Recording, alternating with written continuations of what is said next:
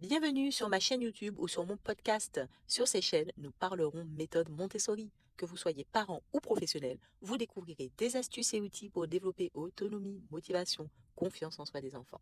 Je suis Gracielle Brackmore, formatrice et éducatrice, auteure du livre Heureux d'apprendre avec Montessori, maman de 2 enfants et responsable du centre de formation Papillon Flamboyant. Mon objectif est de parler de cette méthode de manière ludique et sans culpabilisation. Abonnez-vous pour être tenu informé de nos prochains épisodes et rendez-vous en descriptif pour découvrir les liens qui mènent vers nos actualités du moment.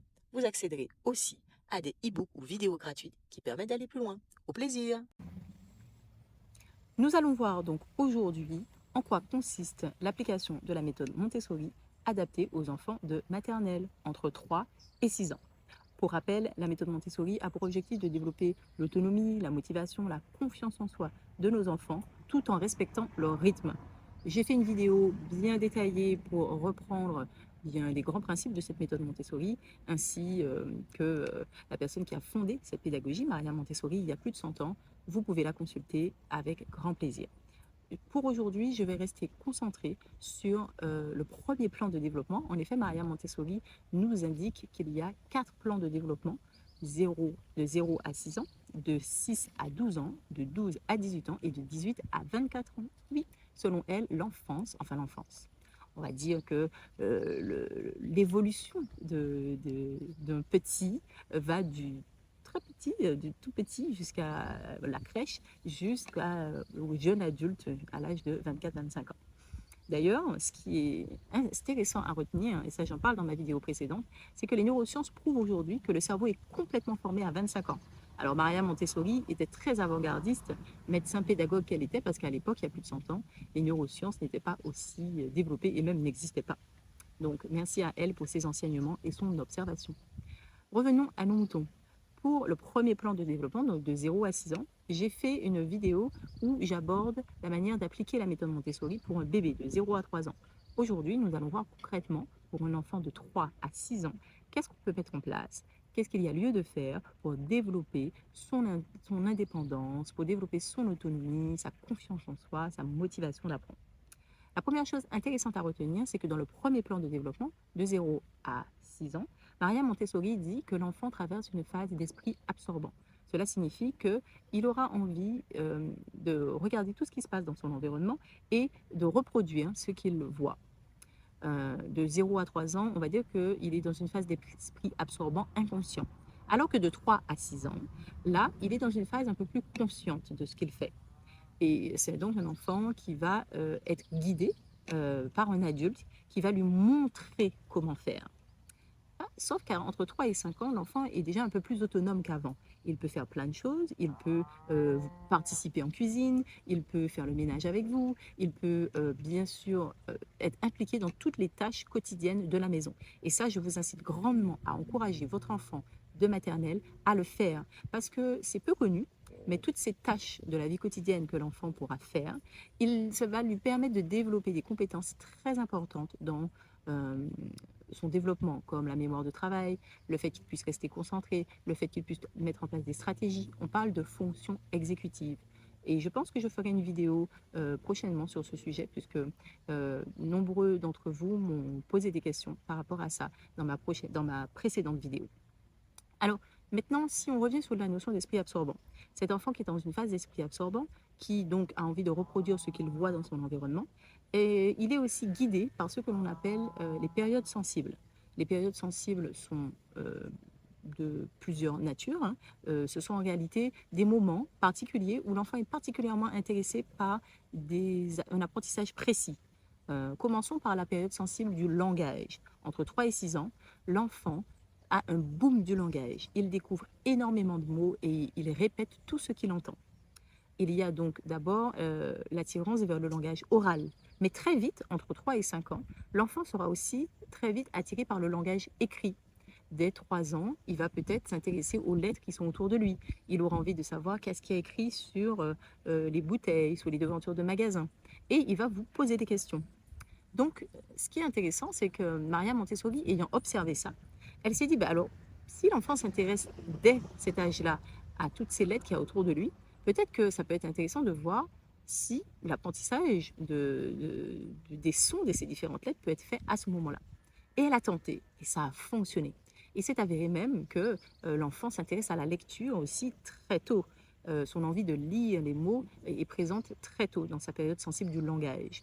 C'est pourquoi je vous recommande de ne pas hésiter, même si ce n'est pas au programme de l'éducation nationale de commencer la lecture avant 6 ans, de le faire, parce qu'en plus, les neurosciences nous prouvent aujourd'hui que c'est très bénéfique d'entamer le processus avant l'âge de 6 ans. Parce que passé 6 ans, eh bien, il y a comme une courbe qui redescend, ou en tout cas qui s'aplanit sur la manière dont l'enfant va être intéressé par la lecture et l'écriture. Et ce serait dommage de ne pas en profiter si votre tout petit est en maternelle. Alors, allez-y, profitez-en. Donc, on a parlé de la période sensible du langage. L'enfant traverse aussi ce qu'on appelle une période sensible du mouvement. Ça veut dire qu'il a besoin d'être en mouvement. Un tout petit de maternelle, ça sera très challengeant pour lui de lui demander de rester longtemps assis à une table. Et on peut très facilement, tout en maintenant un niveau de concentration assez élevé, permettre à l'enfant de travailler en étant en mouvement. On peut par exemple, si on lui a appris des couleurs, lui dire, bon, ben maintenant que je t'ai montré des couleurs, on était assis à table, hein, eh bien, on va mettre un petit peu de mouvement dans l'activité. On va lui demander, est-ce que tu peux aller me chercher un crayon bleu? Maintenant, ramène le crayon bleu sur la table. Va me chercher un feutre rouge.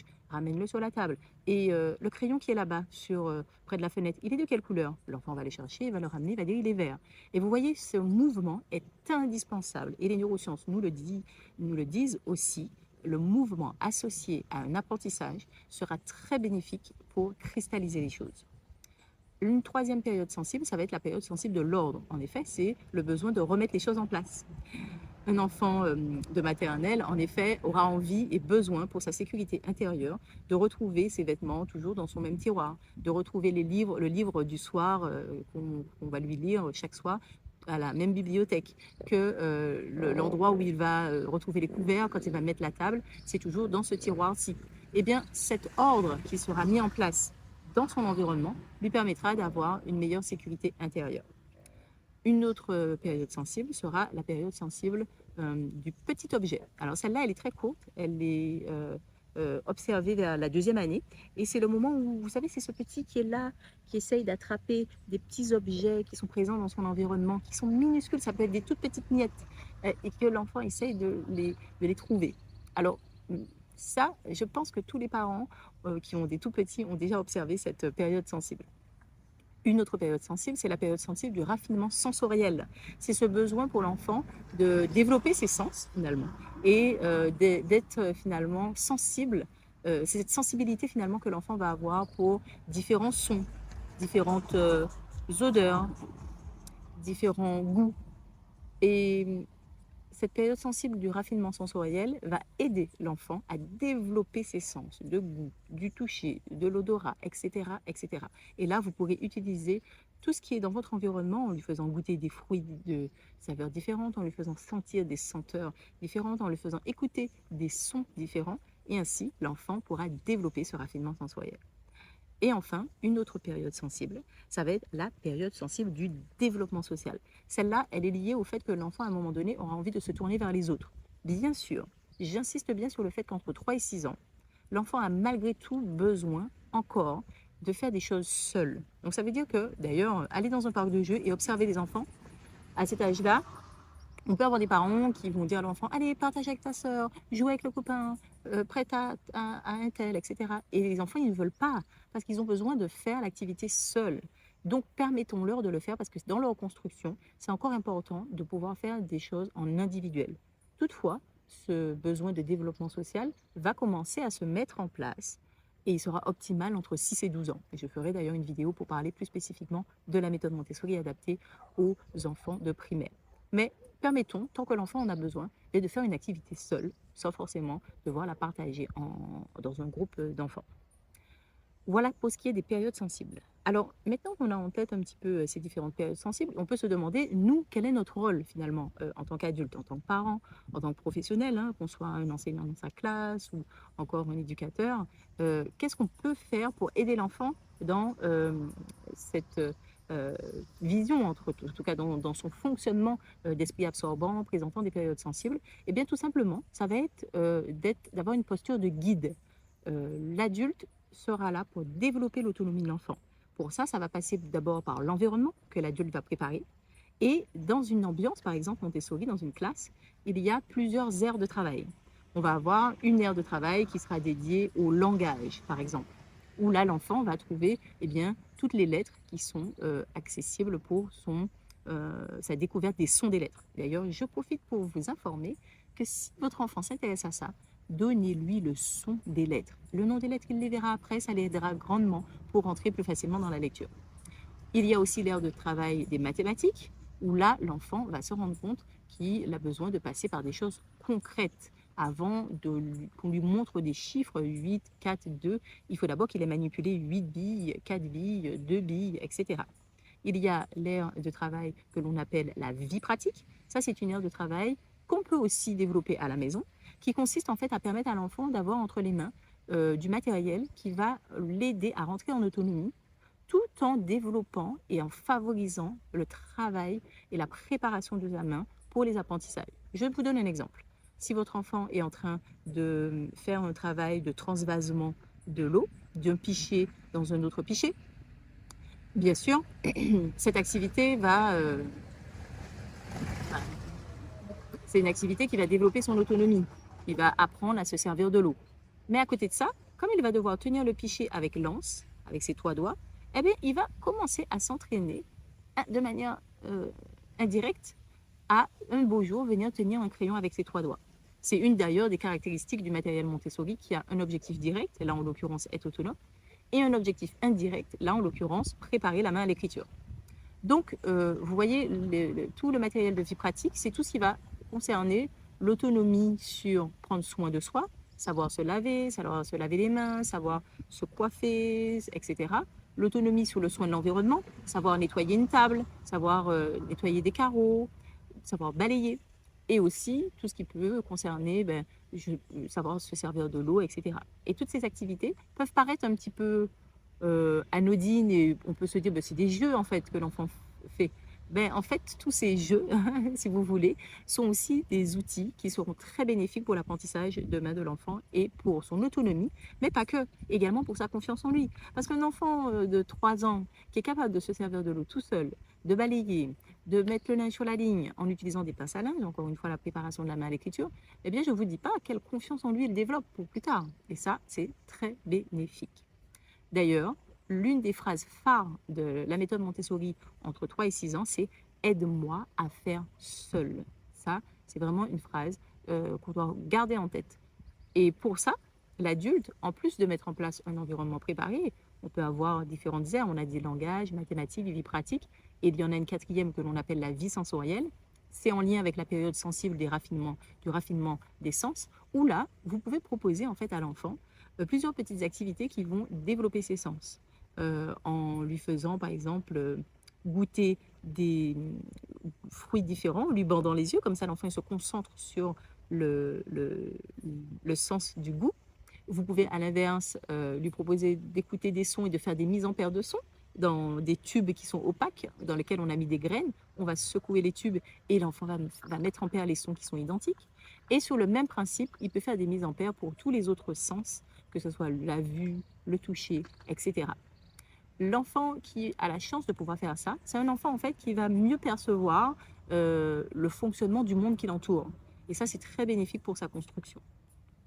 L'adulte a aussi un autre rôle. En plus de mettre en place un environnement préparé, où il peut y avoir différentes aires, à la maison, c'est pas comme dans une classe. Dans une classe, on a clairement les 4 aires, langage, mathématiques, vie pratique, vie sensorielle. À la maison, c'est quelque chose qui est plus, on va dire, intégré dans la vie quotidienne. À la cuisine, on va faire peut-être plus de sensoriel. Dans la chambre, comme on aura un coin bibliothèque, ça sera peut-être plus l'aire de langage. Quand vous vous mettez à compter les couverts, ça y est, il fait des mathématiques. C'est quelque chose qui est plus intégré à votre vie quotidienne. Vous n'êtes pas obligé de faire de votre maison une salle de classe Montessori, évidemment. Maintenant, l'autre point important, c'est qu'il faudra quand même mettre en place un environnement adapté, c'est-à-dire avec des meubles qui seront à hauteur d'enfant, qui vont favoriser son autonomie, où l'enfant va pouvoir aller se déplacer de lui-même, prendre son activité qui peut être sur un petit plateau. Entre 3 et 6 ans, c'est intéressant de mettre les activités sur un petit plateau que l'enfant va pouvoir prendre et s'installer à table. C'est intéressant parce que l'avantage du plateau, ou en tout cas que l'enfant ait quelque chose de délimité, parce qu'il comprend que c'est son environnement de travail et ça va favoriser sa concentration. Une fois qu'il est à table et que vous lui voulez lui présenter finalement une nouvelle activité, ça sera intéressant de garder en tête 3 points clés. La première chose, c'est que lorsque vous voulez présenter un matériel à un enfant de 3 et 6 ans, vous allez lui donner le vocabulaire en fait de l'activité. Par exemple, vous allez lui dire aujourd'hui, on va travailler les couleurs. Ensuite, ou bien par exemple, le fait d'enfiler des perles. Je vais partir sur le fait d'enfiler des perles. Donc, je vais te présenter comment on fait pour enfiler des perles. La deuxième chose importante, c'est que lorsque vous allez commencer à lui montrer comment faire, là, vous ne dites rien.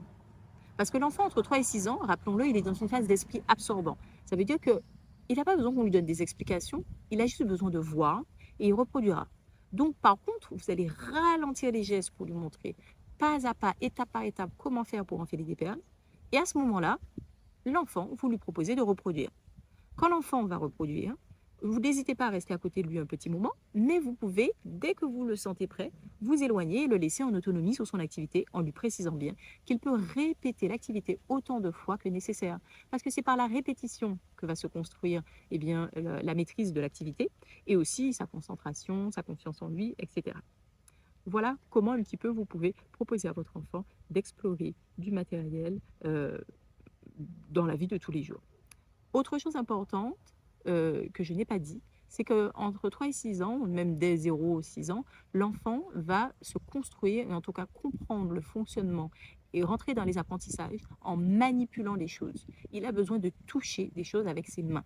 Ça veut dire que ce soit en mathématiques ou en français, par exemple, ou même qu'importe la notion que vous voulez aborder avec votre petit, on va toujours favoriser de passer par quelque chose de concret à manipuler avant d'aller vers l'abstraction. Par exemple, avant même de montrer une lettre à un enfant, quelque chose qui est assez abstrait, on va d'abord concrètement lui montrer que dans les mots, il y a des sons. On va lui dire, ben, oh, écoute, dans moto, on entend le son O. Et c'est qu'une fois que on aura utilisé des choses concrètes, qu'on va tout doucement aller vers l'abstraction, en lui montrant la lettre qui fait le son O, pour qu'il puisse aller doucement glisser vers l'apprentissage de la lecture et de l'écriture. En mathématiques, par exemple, avant même de montrer comment on écrit le chiffre 3, eh bien, quand on met la table, si on est 3 avec maman et papa, on va lui dire, voici 3 fourchettes, c'est ça 3. Il voit une quantité, avant même de parler vraiment d'un symbole. Et toute la pédagogie Montessori est basée sur ça. On passe du concret et on va doucement amener l'enfant vers l'abstrait. Un dernier exemple, en vocabulaire, si je veux apporter du vocabulaire à l'enfant, je vais d'abord utiliser un objet concret. Si je veux lui donner le nom des fruits, tant qu'à faire, je sors des vrais fruits. Je ne vais pas tout de suite sortir mon imagier. Une banane, un ananas, une pastèque, et l'enfant peut en plus le goûter, le sentir, voir vraiment à quoi ça ressemble. Puis ensuite, pour aller vers plus d'abstraction, je peux lui montrer des photos. Et encore vers plus d'abstraction, pourquoi pas des images. Vous voyez, on y va crescendo. Et même entre le vrai objet et la photo, vous pouvez avoir des petites figurines en 3D, par exemple. Ça reste quelque chose de manipulable dans la main de l'enfant, mais ce n'est pas encore à plat en 2D comme sur une photo. Donc pour des fruits qui ne sont pas dans votre environnement direct, mais dont vous voulez quand même apporter le vocabulaire, vous pouvez passer par des figurines. Ça, c'est très intéressant. Voilà un petit peu globalement ce qu'il faut retenir pour la mise en place et l'application de la méthode Montessori adaptée à un enfant entre 3 et 6 ans. Je rappelle, l'esprit absorbant, l'enfant à cet âge-là, on va lui montrer comment faire en ralentissant les gestes. L'enfant va reproduire. En tant qu'adulte, on aura une posture où on va observer l'enfant pour savoir où est-ce qu'il se situe dans ses apprentissages et lui proposer une activité adaptée. On va également préparer un environnement et on va tout faire pour que l'enfant devienne autonome dans son activité en lui proposant des activités qui sont dites autocorrectrices. C'est-à-dire que l'enfant n'aura pas forcément besoin de l'adulte pour qu'il se rende compte que cette pièce de puzzle ne rentre pas dans l'espace qui est ici. Ça coince. Ah bien, c'est que je dois essayer autre chose. Voilà comment vous pourrez développer toute l'autonomie de votre enfant, sa motivation, sa concentration, d'apprendre. Je vous remercie pour votre écoute. N'hésitez pas à vous abonner à la page si ce n'est pas déjà fait pour connaître la sortie de nos prochaines vidéos. Et n'hésitez pas à regarder en descriptif. Je vous mets toujours les différents liens vers nos actualités du moment et aussi vers nos programmes que nous proposons, par exemple des programmes pour savoir comment accompagner un enfant de maternelle vers l'apprentissage de la lecture, de l'écriture ou encore de numération en mathématiques ou des opérations. Je vous souhaite donc une belle exploration en famille ou au travail et je vous dis à bientôt mes papillons.